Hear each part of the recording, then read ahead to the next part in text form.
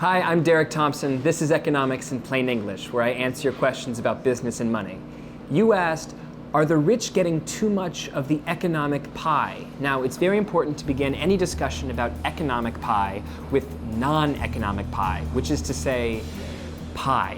So we're here at Dangerously Delicious Pies in Northeast DC. Officially, we're here to answer your question about income distribution. Unofficially, we're here to have dessert. When we talk about how the economic pie is sliced, what we're really talking about is how money is distributed between rich and poor families. Now, of course, rich families will have a bigger slice of the pie. That's what makes them rich. But what's really astonishing is how much the gap between rich and poor families has grown in the last 30 years. Let's imagine this peanut butter pie right here represents all income growth between 1979 and 2007, just before the Great Recession.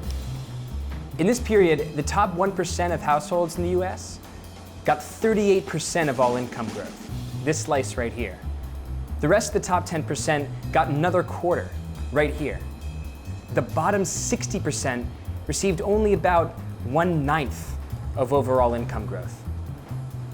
And the bottom fifth, they got just 0.7% of total income growth. So the bottom grew by very, very little, and the top grew by a lot. This is exactly what widening income inequality looks like. But what about today's economy? This custard pie represents all income in the US today. But to make the clearest point, let's just look at the top 20% of households versus the bottom 20%. The top fifth earns about half of all after-tax income. The bottom fifth, just 6%. Income is a measurement of how much money you get every year. But wealth is a measurement of how much you're worth. It represents income plus all your assets, stocks, real estate, business equity. And the wealth pie, represented by this blueberry pie right here, turns out to be much more unequal. Here we see the top 10% owns nearly 3/4 of the total wealth pie. Everybody else owns just 27%. There's no question that the rich have relatively more pie than they've had in a really long time. Their slice of the economy is growing. But it's fair to ask, so what? Income inequality isn't just inevitable, it's good.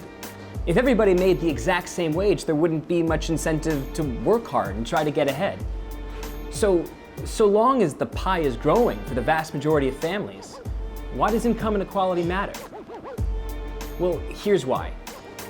A growing body of research suggests that countries with lower inequality and higher middle-class wages are just better economies. They grow more, they expand for longer periods of time. And it turns out that economies like the US, with the largest gaps between the rich and the poor, often have the lowest social mobility. It's hardest in places like here for the poor to get ahead. So in the end, if we all want a bigger overall pie, we should all ask for more evenly cut slices.